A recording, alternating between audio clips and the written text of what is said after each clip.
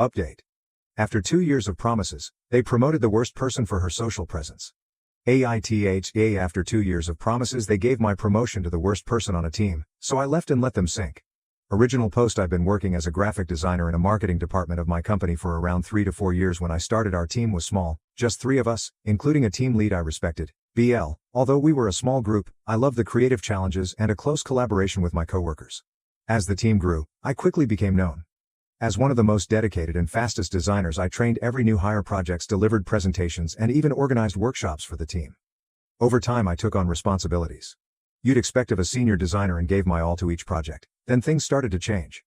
My team lead left, which meant even more responsibilities landed on my plate. As we had no replacement for over a year, it felt like the perfect opportunity to prove I was ready for a senior designer role. During my annual review, I was told that I was on track for promotion, and if I kept up the hard work, I'd be promoted within a year. But then I saw something that made my stomach drop. A new coworker, a notoriously lazy and toxic person, was promoted to senior designer. I was stunned. She had joined a team long after me, did the absolute bare minimum, and often passed her unfinished project next to me because I was fast. She had no clue about design strategy, stakeholder management, or even team collaboration. She would sweet-talk the higher-ups to take credit for things she didn't do and leave the actual work to the rest of us. What really killed me was seeing her act like a leader, setting team guidelines she didn't even follow herself. She had her reputation among stakeholders as being difficult to work with, and they often requested that I handle their projects instead of her. After months of "this is it, we finally got a new team lead," and I saw a chance to fight for the promotion I'd been promised. I prepared a presentation showcasing my project successes, positive feedback from coworkers, and a portfolio of senior-level work I'd been handling. The team lead was impressed and acknowledged that I was one of the most talented designers on a team. I thought that finally someone saw my hard work, but not long after, the same coworker messed up a big project that affected not only my workflow but also my reputation. Because she had involved me to cover for her, I corrected her work, but instead of appreciating it, she stormed into the office accusing me of embarrassing her in front of the stakeholder. I calmly explained that I was simply following project guidelines that she had ignored. When our team lead got involved, he agreed I was in the right but seemed too scared to confront her, fully cuddling her to keep her quiet. By the time my next annual review came around, I was at my wit's end, but I still held on to a shred of hope that I'd finally be recognized instead. My team lead gave me a 3-star rating out of 5 and told me I should be more present. She even had the nerve to compare me to a lazy coworker, saying I needed to emulate her social presence. I was floored. I had been the one keeping our team running, training new hires, checking everyone's work, and fixing her mistakes, and this was how I was rewarded. I refused to sign a review paper telling him I would be proving anything else. I said that if he thought she was senior material, then he could let her handle the work. I would step back and do only what was required, no more senior-level task training or rescuing her half-finished projects. He started panicking and offered me the promotion in 6 months instead of a year, but I was done. 2 weeks later, I accepted a higher-paying job offer and handed in my notice. My manager was shocked, begging me to stay and asking what he could do to make things right. I told him there was nothing he could say that would make up for the years of disrespect. As soon as I decided to leave, I knew exactly how I'd handle my departure, since all those senior tasks were no longer my problem. I wasn't going to spend my final 2 weeks writing down guidelines or passing on any of the knowledge I'd built up over the years if I wasn't senior enough to earn a title. Why should I act like one? Almost 60% of the work processes, design systems, and templates that kept our team afloat were things I had built from. I knew it would take them months to untangle the gaps I was about to leave behind. The team leader must have realized this pretty quickly, because every day he started showing up at my desk with desperate pleas for help. Just a few guidelines, or just walk us through the workflow one last time. Each time I reminded him that he'd refused my promotion, and as far as I was concerned, that meant my time and expertise were no longer his to ask for. The day I handed in my back and walked out of that building was the first time I felt genuinely free in years. Now I'm in a new job where my contributions are recognized and rewarded. Looking back, I can only hope this experience was a lesson for my former team lead and his senior designer. Maybe they'll learn what happens when you overlook someone's hard work and loyalty for the wrong reasons, but honestly, that's no longer my problem. Now for the top comments before reading the update. To be honest, you sound very out of touch with your management. You should already know where you are in the picking order of promotion SL seniority. And you should realize that your skills shown today might not at all qualify you as one of the most likely to be promoted next or go into a different role. Not getting a promotion happens for many reasons, but you should always be aware why management picked your colleague. Even if you don't agree with their decision, management is typically not blind to the things you mention. They simply use a different set of criteria that you think they should. The more mature way of handling this situation is to simply talk to your management about it and put a realistic growth SL promotion plan together, and if they can't, then look for something else. I actually did talk to them. Everything was even documented. I was already doing the job. All I wanted was the title. Practically nothing was going to change for them. I was already very near to salary scale, so even if I was promoted, my salary raise was very little anyways. So then why did they decide not to give Ed a good and real answer to that? Typically there is a skill lacking, and it's easier to ignore that for management than to tell you and have to work on getting that required training growth. Well, It was a very long discussion, but I think it was not about the skills. I had a feeling like they didn't want to give that position so easily, or else everyone would have requested it. Also, I think they wanted to give that spot to someone else, which I think also have deserved that position. But the moral of the story is don't promise what you cannot give. They shouldn't have led me on and should have been honest with me like, hey, I can't promise it, but when the time comes, we can look into it again. I'm facing a similar situation at work. I'm a few years from retiring after 30+ years, and my boss has recently promoted a 5-year employee to replace me. When I leave, she covered some of my duties last year and was promoted 4 levels with a 20% pay raise, meaning she now earns more than me. Initially I was furious, but I decided to quiet quit. I stopped documenting my processes. Password protected my notes and now strictly work 8 to 5. Meanwhile, my replacement has let the promotion go to her head, alienating this staff by barking orders, taking long breaks, and working irregular hours. Ironically, she'll have to give up her promotion and pay raise to take over my position, which isn't up for reclassification for another 8 years. With staff members leaving and a hiring freeze in place, the situation is bound to get worse. But I'm just enjoying the show for now. Get your years of retirement. Personally, I'd go ahead and do that transfer now. For the update first. Thank you all for reading my post and sharing your own experiences. It's surprising how many people have faced similar situations. Your support has helped me move on, even if I can't forget what I went through. I hope this post encourages others to value themselves and push for the respect they deserve. Some of you thought I was overplaying my skills, but when you've put in years of hard work, gained experience, and learned your worth, you stop holding back.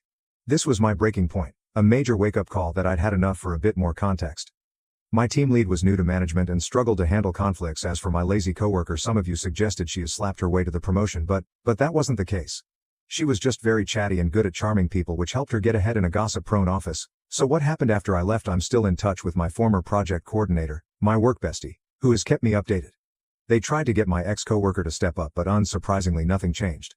She's still slacking off, and her behavior remains in check. To replace me, they had to divide my workload among 3 or 4 junior designers and even merge 2 teams to manage it. This led to frustration because juniors and mediators were suddenly on the same level, causing some resentment. They also lost a lot of the work I'd done, so they had to redo it from scratch. In the end, the company didn't experience a major collapse, but they are still struggling with my lazy ex-coworker, who managed to shift her responsibilities onto the juniors. So in a way, she got her win-win.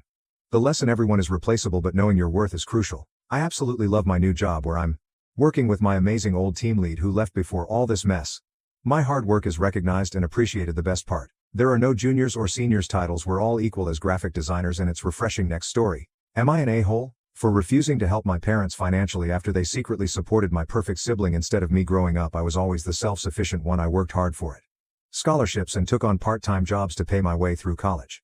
Meanwhile, my younger sibling had everything handed to them: a new car, fully paid tuition, and even an apartment. I assume my parents were simply more financially stable when my sibling came along, and I didn't want to make a fuss. Fast forward to last month, my parents called saying they were in financial trouble and asked if I could help them with a loan. I considered doing the right thing, but some didn't add up, so I asked them directly why they had spent so much on my sibling and not on me. That's when they admitted that they had actually saved for both of us but used almost all of the money to support my sibling because sibling needed it more. I was devastated.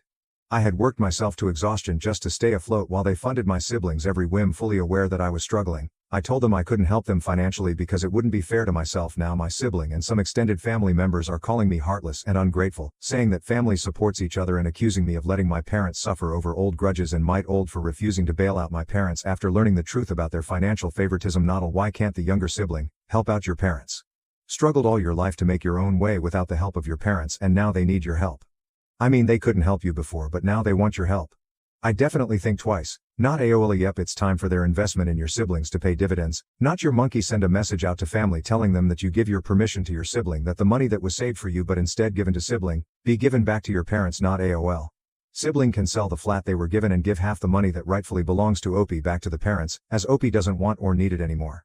Next story. Am I a hole for refusing to give my brother $50,000 that our grandfather left me in his will? I, 32, male, recently received $50,000 from my grandfather's estate. I was incredibly close to him. I visited every week, especially as he got older and his health declined. I was there through it all, taking him to directors' appointments and sometimes just sitting with him while I watched his favorite show. He was like a second father to me, and when he passed, it hit me hard. My younger brother Matt, 27, male, had a different relationship with Grandpa. It's not that he didn't care. He did, but he was always busy. Matt lives a few hours away and has a demanding job and is starting a family with his pregnant wife. He visited on holidays and special occasions, but that was about it. I always figured that was just how he was reading the will. We found out that Grandpa had left Matt some sentimental Al items at Old Watch and a few other things. The $50,000, however, went to me. I didn't expect it, but I think Grandpa knew how much I had sacrificed to be there for him in his final years. I loved him and never did any of it for the money, but when I received the inheritance, it felt like his way of saying thank you. A couple of weeks after the funeral, Matt reached out saying he needed to talk. I came over. And after some small talk, he asked me for $30,000 of the inheritance. He explained that he was drowning in debt, the pregnancy brought extra expenses, and he just needed some help to get back on track. He said he wouldn't ask if he was desperate. I felt bad for him. I really did, but I also felt conflicted about this money. Wasn't something I had expected, but I'd already started making plans for it. I've been wanting to open a small woodworking business, something I'm passionate about, and have been saving for over the years. This inheritance was the missing piece to make that dream a reality. And I feel like my grandfather knew that when he left it to me. I told Matt I couldn't give him the $30,000. I said I'd be happy to help in smaller ways, like offering some of the savings I had set aside, but I wanted to keep most of the inheritance for the business I'd been dreaming of. I even offered to help him look for a financial assistance or budgeting advice. Looking back, that may have come off as petty, but I didn't mean it that way. He didn't take it was well. Matt accused me of being selfish and valuing my non-existent hobby over helping my own brother and future niece-nephew. He said I didn't understand the stress he was under, and to make matters worse, our parents have sided with him. Mom's family should come first, and that grandpa would have wanted me to help now. I feel like the bad guy. I didn't ask for this money, and I don't want to damage my relationship with my brother, but this is the first time in my life I feel like I could actually find H's dream, and I don't want to give that up. Am I the a-hole? Not the a-hole. Your brother and parents are entitled. The money is yours. Mom and dad are free to give him $30,000, as it's one of their parents that died too. They should have for sure been given a part of the total inheritance in the will, either money or other things of monetary value. Not just sentimental things. They should offer to sell or give some of the money they've inherited to if they're so to get Opie to give up a big chunk of his part. Nada, he is responsible for his choices. Stop letting them guilt trip you. If your parents care so much, they can help him and tell them to stop. Tell them you have spent the money already, so go. Low or no contact if they don't stop. Last story. Am I a hole for exposing my sister's secret life after she sabotaged mine?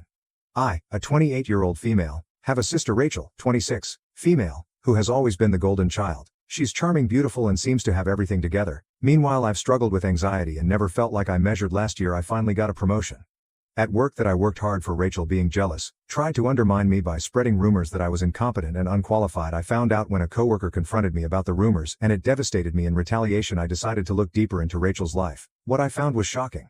She was involved in a secret relationship with a married man who was a family friend. I confronted her, and at first she denied it, but then she broke down and admitted a truth. I told her I would keep quiet if she stopped trying to sabotage me.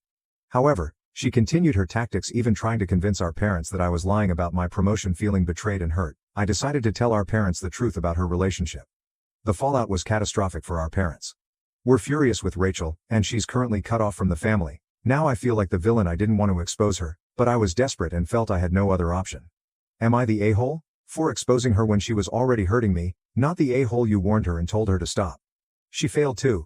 That's not your problem. You feel bad because you're a nice person, but your sister literally crossed your boundaries multiple times, lying on your name, trying to harm your reputation. You shouldn't feel bad. You did nothing wrong. Your sister lied about you while you told the truth about her. Don't feel bad.